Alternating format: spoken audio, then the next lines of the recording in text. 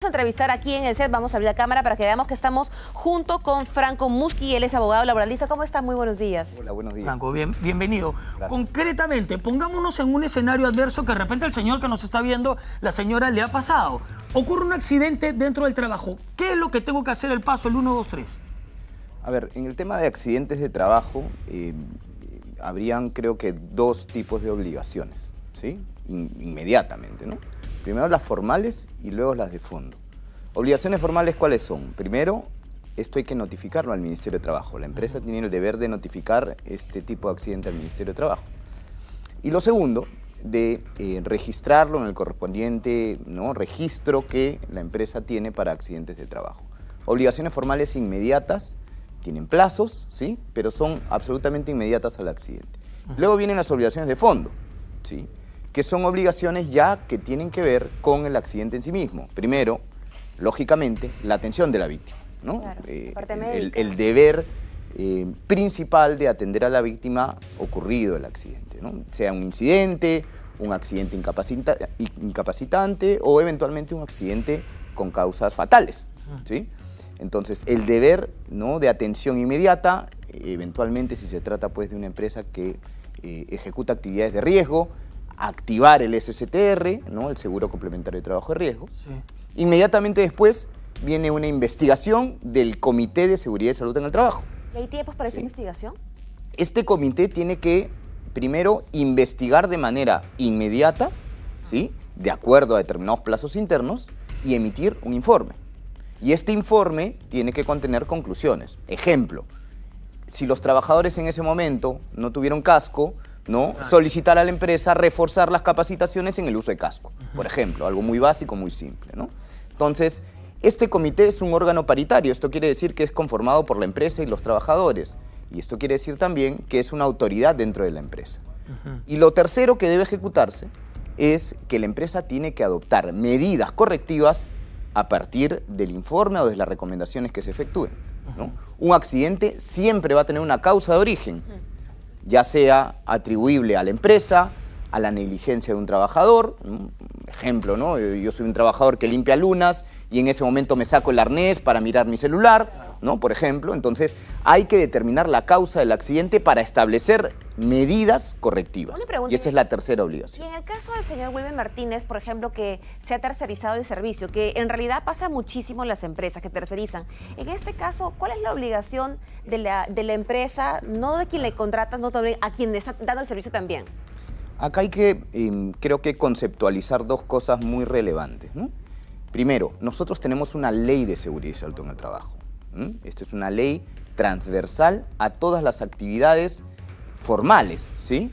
Estamos hablando del sector formal. El sector informal tendrá pues una reflexión aparte, ¿no? Pero en este caso, todas las empresas en el Perú necesitan aplicar medidas de seguridad y salud en el trabajo legalmente hablando. Por lo tanto, esta norma, que es una norma muy extensa, ¿no?, tiene un conjunto de obligaciones que tiene que cumplir.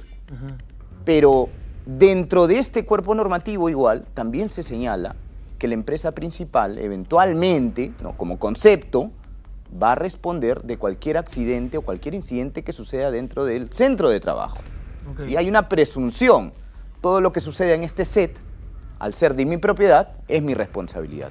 Porque si Franco vino como invitado, yo debí darle pues un casco si es que veía que había un riesgo, Claro. ¿no? Entonces, como es de mi propiedad este terreno, yo voy a asumir. Entonces hay una presunción de que la empresa principal siempre va a ser responsable de lo que suceda. ¿Y qué ocurre? Una presunción no significa que sea una regla absoluta, ¿sí? Pero ¿qué ocurre si vamos más allá y tenemos el caso del grifo y hay una consecuencia muerte, hay un deceso? ¿Qué le toca a la familia? Ayer la señora estaba también un poquito desorientada, la viuda, dentro del lugar porque no pueden ni siquiera sacar, retirar el cuerpo, ¿no? ¿Qué pasa allí, en esas circunstancias? Todo accidente de trabajo va a generar inevitablemente tres tipos de consecuencias. La primera es una consecuencia administrativa. ¿Qué significa esto? Multas.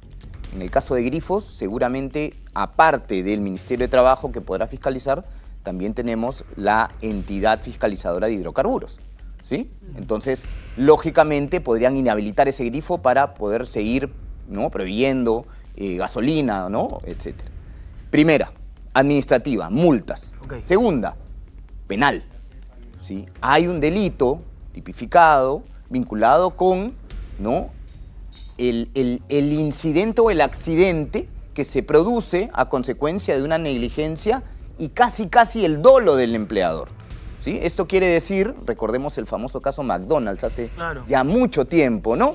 En donde generó un antes y un después en la normativa también en materia de seguridad y salud en el trabajo, donde se impusieron multas muy grandes, cierre de locales, ¿no?, y responsabilidad inclusive penal a algunos representantes. Entonces, la responsabilidad penal, lo que dice el trabajador, medio entre líneas, quiero que el responsable se vaya a la cárcel. Exacto. No es tan cierto, pero sí, hay un riesgo penal en todo accidente de trabajo, más aún si estamos frente a un riesgo que ha generado la muerte o una incapacidad permanente, como eventualmente puede tener este trabajador.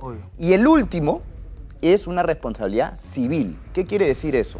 Los deudos, el trabajador incapacitado, ¿no?, el trabajador que ha visto afectada, ¿no?, su salud, puede reclamar una indemnización por daños y perjuicios. Yo me voy a un juez laboral y le digo, señores, la empresa X y la empresa Z, empresa X mi empleadora y la empresa Z la principal, ¿no?, me contrataron en conjunto y ellos no tomaron en cuenta las condiciones de seguridad mínimas. Claro. ¿De acuerdo? Y por eso yo voy a reclamar, como me han truncado mi vida profesional, los gastos de los hijos, gastos médicos, voy a reclamar X millones de soles, 100.000 soles, lo que sea. Ahí no está topado. Por lo tanto, ¿a qué va a estar supeditado ese resarcimiento? A lo que el trabajador logre acreditar. ¿Sí? Si yo logro acreditar que, no sé, no puedo caminar más, indudablemente tendré una reparación mayor que alguien que ha perdido la movilidad en un brazo, ¿no? Ya para determinar, doctor, de acá el tema son los tiempos que se dan, ¿no?, que siempre son bastante extensos. Por ejemplo, vemos el caso de Giselle Martínez, que lleva 4 meses intentando lograr la solución, no se da. En el caso de la señora Carolina, que es la viuda del señor que ha fallecido ayer en Villa María del Triunfo, ¿cuál es el tiempo que correspondería, ¿no?, que les den un tipo de solución? Lo que es automático son las atenciones de salud, ¿sí?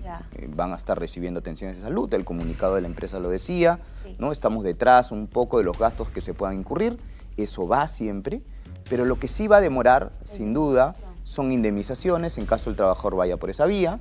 Un juicio laboral de indemnización por daños y perjuicios podría demorar 6-7 años, ¿sí? Eventualmente el tema penal, ¿no? El tema penal, que puede también tener tiempos, ¿no?, un poco ¿no?, relevantes, y el tema administrativo, pues que sin duda en casos así emblemáticos, vuelvo a decir, recordemos el caso McDonald's, que quizás es muy educador para este tipo de situaciones, puede actuar mucho más rápido y puede imponer multas a las empresas y cierres de locales, ¿no? Claro, los casos obviamente son relativos a cómo se da el accidente. Se tiene que determinar también seguramente si es que se están cumpliendo funciones extras para las que uno no había sido contratado tal vez. Pero reiteramos que los procesos son administrativos, penales y civiles, que es, por ejemplo, lo que tendría que apelar el señor a que hemos entrevistado, el señor Wilmer, ¿no? Si el señor desea un resarcimiento mayor y tiene cómo acreditar que el daño producido es mayor a la reparación que él viene recibiendo, tiene absolutamente la vía libre para poder recabar entonces toda la información. Pruebas, ¿no? Típicamente, oye, yo estaba haciendo esto, la empresa no me capacitó o sí me capacitó. Es un tema muy probatorio y la empresa, lógicamente, tendrá que defenderse acreditando el cumplimiento de sus obligaciones en materia de seguridad y salud en el trabajo. Correcto. Doctor Franco Muji, muchísimas gracias por toda la información que nos ha dado, por aclararnos el tema y también sorprendidos por la cantidad de los plazos que se llegan a dar en estos juicios laborales. Lamentablemente son súper extensos. Gracias. Son súper extensos.